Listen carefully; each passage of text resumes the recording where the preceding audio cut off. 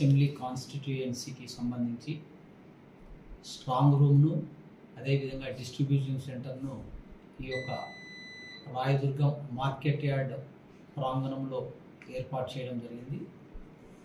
వాటికి సంబంధించినటువంటి ఏర్పాట్లు ఏ విధంగా ఉన్నాయి అని చెప్పి పర్యవేక్షించే నిమిత్తము గౌరవ జిల్లా కలెక్టర్ గారు అదేవిధంగా గౌరవ ఎస్పీ గారు విజిట్ చేయడం జరిగింది. ఆ విజిటింగ్కు పోలీస్ అధికారులతో పాటు రిటర్నింగ్ అధికారి మేడం గారు మరియు రెవెన్యూ సిబ్బంది కూడా హాజరైనారు.